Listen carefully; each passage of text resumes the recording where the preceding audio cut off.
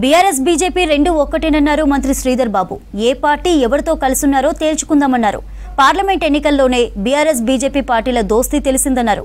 ఇప్పుడు BJP MLC అభ్యర్థి గెలుపు కోసమే గులాబీ పార్టీ అభ్యర్థిని పెట్టలేదని ఆరోపించారు. కరీంనగర్ జిల్లా కేంద్రంలో ఎమ్మెల్సీ ఎన్నికల ప్రచారంలో పాల్గొన్నారు. బీసీలకు న్యాయం చేసేందుకే 42% రిజర్వేషన్లు ఇవ్వాలని సంకల్పించామన్నారు.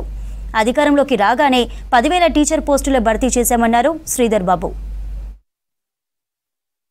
అడుగుతా ఉన్నాం బీజేపీ వారిని, ప్రభుత్వం కమిషన్ ఏర్పాటు చేసుకొని కుల గణన సర్వే చేసిన తర్వాత నేను బీజేపీ నాయకత్వాన్ని అడుగుతా ఉన్నా, రాజ్యాంగ సవరణ చేసే కార్యక్రమం చేస్తారా?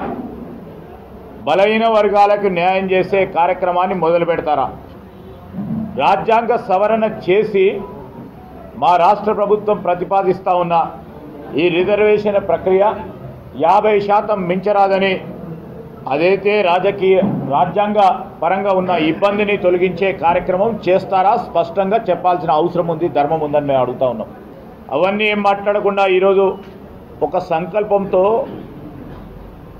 బడుగు వర్గాలు బలహీన వర్గాల అభ్యున్నతి ధ్యేయంగా పనిచేస్తూ ఉన్న మా ప్రభుత్వం ఆలోచన విధానాన్ని దాన్ని ఏ విధంగా కౌంటర్ చేయాలని తెలియలేక రాజకీయంగా కొన్ని అంశాలను తీసుకొని దాన్ని తప్పులు చూపెట్టి చేస్తూ ఉన్నారు. బ్రాడ్గా మనం ఆలోచన చేయాలి. మీరు రాజ్యాంగ సవరణ చేయడానికి సిద్ధమా? కమిషన్ ఏర్పాటు చేసి వర్గీకరణకు కూడా పరిష్కార మార్గం ఇచ్చింది ఈరోజు ఉన్న కాంగ్రెస్ పార్టీ. ఈ రెండు ప్రధానమైన సమస్యలను మీరు కేంద్ర ప్రభుత్వం తరఫున